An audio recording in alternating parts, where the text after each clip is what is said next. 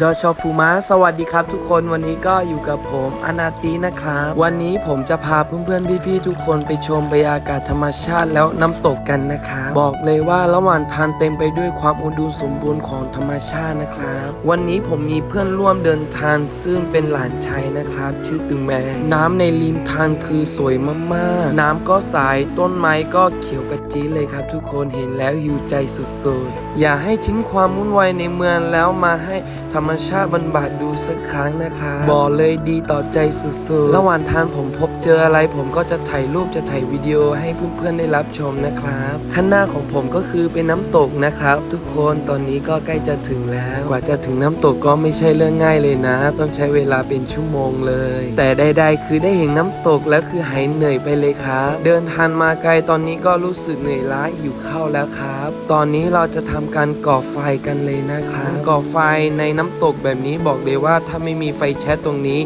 ไม่มีทานติดได้แน่นอนครับไฟแช็สตรงนี้บอกเลยว่าดีสุดๆมือจะเปียกน้ำหรือโดนน้ำมันก็เอาอยู่นะครับใครสนใจดูตะกร้าได้นะ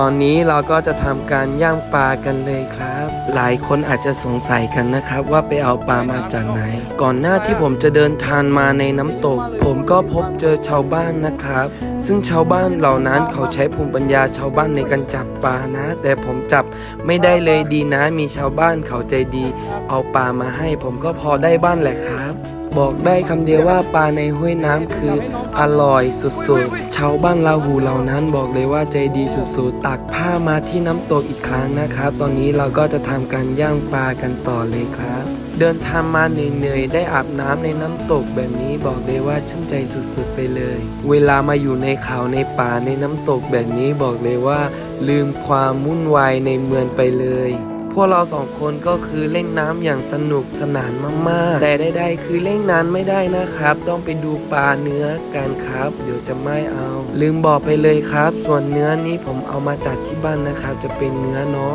ตอนนี้ปลาของเราเนื้อของเราก็สุกเป็นอันเรียบร้อยแล้วนะพร้อมรับประทานแล้วครับมาครับทุกคนมากินข้าวด้วยกันถ้าหากทุกคนว่างๆนะอยากให้ทุกคนมาลองสัมผัสบรรยากาศแบบนี้ดูสักครั้งบอกเลยว่าหิวใจได้สุดๆไปเลยตอนนี้คือไม่รู้จะพูดอะไรแล้วครับตอนนี้ก็เวลาก็จะบ่ายสามแล้วข้าวเที่ยงยังไม่ได้กินเลยบอกเลยว่ากินอย่าง